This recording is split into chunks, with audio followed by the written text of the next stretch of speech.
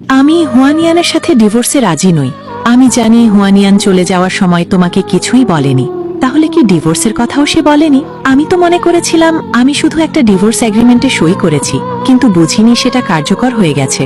তাহলে তো এই বিয়েটা ভাঙা অবশ্যম্ভাবী ছিল। তুমি তো আগে আনসিনকে পাগলের মতো ভালোবাসতে, পরে আনসিন ডিভোর্স করে বিদেশে চলে যায়। তুমি তখন বাজবাচা অবস্থা হয়ে গিয়েছিলে। এখন আনসিন আবার দেশে ফিরে এসেছে, আর ঠিক তখনই তুমি হুয়ানিয়ানের সাথে ডিভোর্স করেছ। তাহলে এখন তুমি নিশ্চয়ই আনসিনের সাথেই থাকবে, তাই না? কিন্তু তখনই সে বলল, না, সেটা নয়। তখন আমি আর আনসিন একসাথে ছিলাম না। তখন সবাই বলতো আমরা একে অপরের জন্য ঠিক না। আর এখন যখন আমি হুয়ানিয়ানের সাথে ডিভোর্স করেছি, তখন সবাই আবার বলছে আমরা নাকি একে অপরের জন্য পারফেক্ট। কেন এখন এমন হচ্ছে?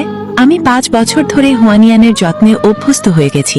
ও ছাড়া জীবন কেমন হবে আমি কল্পনাও করতে পারি না। আর আনসিন, হ্যাঁ, আমি তাকে পছন্দ করি, কিন্তু সে শুধু আমার প্রথম ভালোবাসার একটা স্মৃতি মাত্র। তার জন্য আমি হুয়ানিয়ানকে ছেড়ে দিতে পারি না। আমি পারি না। 5 বছর আগে হুয়ানিয়ান এই বাড়িতে এসেছিল একটা কৃতজ্ঞতার চুক্তি নিয়ে। বলা হয়েছিল তুমি যদি সত্যিই কৃতজ্ঞতা শোধ করতে চাও তাহলে এই কাগজে সই করো।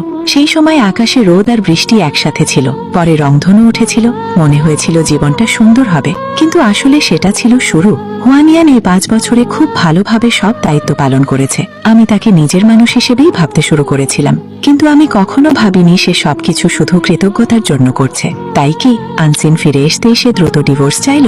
না, এটা হতে পারে না। যদি সে আমাকে ভালো না বাসতো, তাহলে কি সে নিজের জীবন ঝুঁকিতে ফেলে নদীতে ঝাঁপ দিত? যদি